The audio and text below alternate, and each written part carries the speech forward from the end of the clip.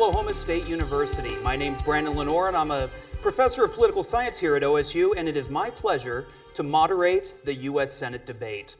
This has been a joint effort between the League of Women Voters of Oklahoma and Oklahoma State University. And let's introduce the candidates.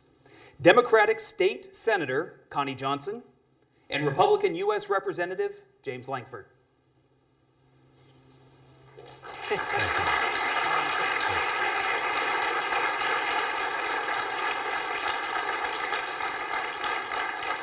Welcome.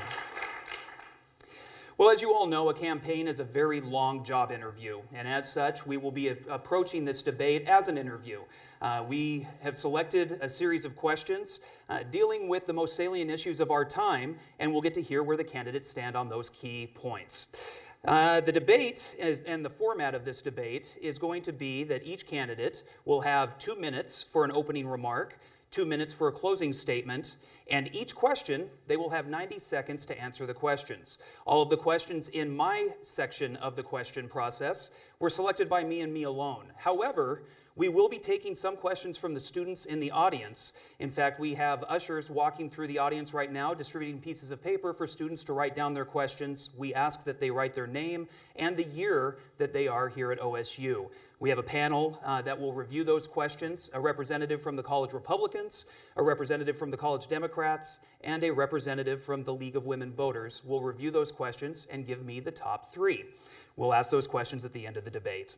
And with that, let's start with our opening statements. So, based on the coin toss, State Senator Connie Johnson, you will be going last, and U.S. Representative James Lankford, you will start with your opening statements. You have 2 minutes. Thank you. It is absolutely my honor to be able to be here in this conversation, both the folks that are watching online and the folks that are here in this room. It is a privilege for the two of us to be able to stand here, and we understand that we carry a responsibility both to our state and to the nation to be able to represent us well. 22 years I served in ministry, working with families, mostly with middle school, high school, and college age students. It was absolutely my joy to be able to do that. We have tremendous need in our families. 4 years ago, my wife and I sensed the call to be able to serve in the United States House of Representatives. To us, this is still serving families. This is still doing what we have always done. Try to do what we can with our family and with our time and effort to be able to make the best difference that we can, both for God and for our state and for our families in our community. Now, I have to tell you, 4 years ago, walking into the House of Representatives, it was more like walking back on campus at a middle school cafeteria lunch.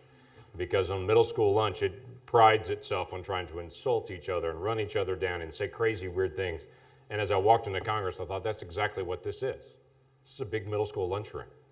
So trying to reset a tone and reset an example of how we pay respect to each other, even when we disagree. How to be able to set out parameters and say, this is the thing that we consider best for the nation. How do we actually get those things accomplished? And to move us from complaining and talking about issues to actually solving the issues. We have tremendous debt as a nation. We have all kinds of educational issues as a nation. We have all kinds of opportunities that are not being won out for the youngest generation as they come up. We want everyone to be able to have those great opportunities. We have income inequality. We have a lot of issues that we have to deal with as a nation. It is essential to us that we actually take those things seriously and to be able to work together to find real results. Now, I have to tell you, I strongly believe conservative solutions do win out. That those options and those ideas win in every neighborhood, in every community, in every town in our state and across America, if we will actually honor each other as we walk through the process. So I look forward to the conversation tonight and to be able to talk through all these issues. Thank you. State Senator Johnson, you have 2 minutes. Thank you, Professor Lenoir, and good evening, everyone. It is my honor and blessed privilege to be here this evening and to present my feelings, my thoughts, my views, but more so to see how those issues resonate with you as voters in the state of Oklahoma.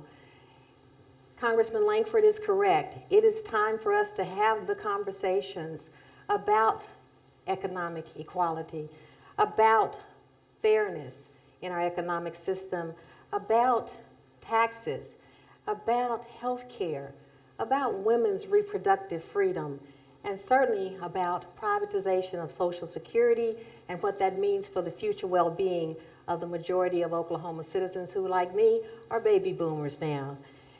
It's a time for us to have a conversation that is devoid of labels about conservatives or liberals or Republicans or Democrats. It's time for us to talk about the people of Oklahoma and what issues concern them, what issues government should be addressing, and what issues you should be addressing as individuals.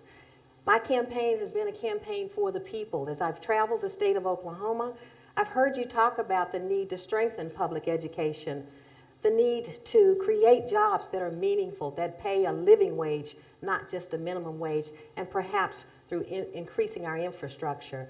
But I've mostly heard you talk about the need for the government to get out of our business, to let people live their lives, and to let people make choices as individuals that the government shouldn't have anything to do with.